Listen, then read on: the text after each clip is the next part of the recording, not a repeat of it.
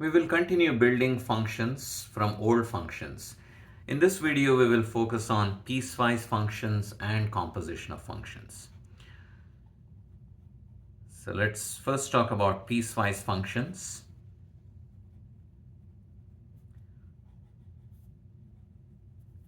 Now, as the name suggests, these functions are defined in two or more pieces.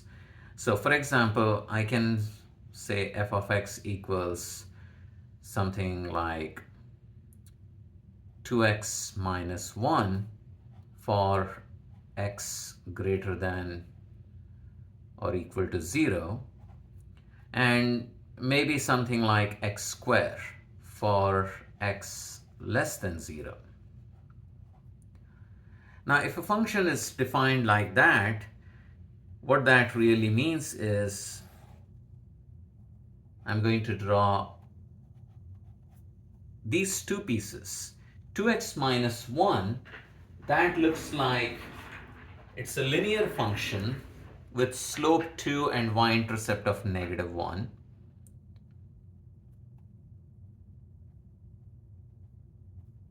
Slope 2 and y-intercept of negative 1. So here is the y-intercept, and slope of 2 means I'm going to go up 2, right 1, and join those 2 points via a straight line. Now, since my function is not exactly 2x minus 1 for the entirety of the domain, I'm going to draw a dotted line at first. So dotted portion. And what I need to pay attention to is, where is this 2x minus 1? For what values? It's for those values where x is greater than or equal to 0, which means I'm going to discard this piece where x is negative. So this side is negative values of x, but I'm going to consider this side. So I'm going to have, and it's also for x equal to 0 or more. So this is the piece that I'm interested in as far as this is concerned. Now it is x square for x less than 0. And what do we know about x square graph? Well, it's a parabola that goes something like this.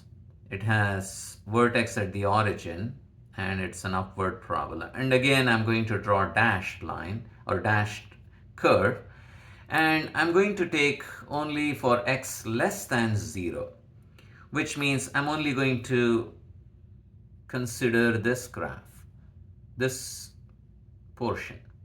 And notice it's strictly less than 0, so I have a hole over there.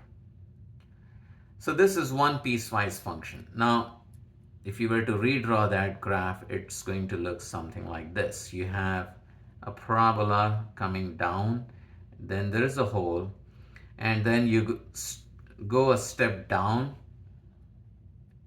and then you have a straight line. So this is the graph.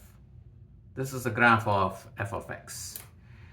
Now, piecewise functions could be defined in more than just two pieces, and each of those pieces could be either polynomials or any trigonometric functions.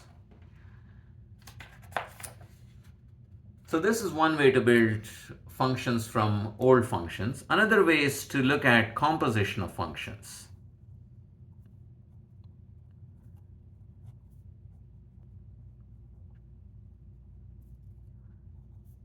So once you have two functions, say f of x equals, I can take a linear function, something like 2x plus 3, and say g of x is equal to x square. Now you can compose these two functions in two different ways. F composed g of x is f of g of x. So it's f of the function g of x. So in this case, it would be f of g of x is x square, which means I'm going to now go back to my f of x, which was defined as 2x plus 3. If the input was x, the output was 2x plus 3. But notice the input is now x squared, which means the output is going to be 2 times x squared plus 3, which is 2x squared plus 3. We could also compose in the other direction. G composed f of x is g of f of x.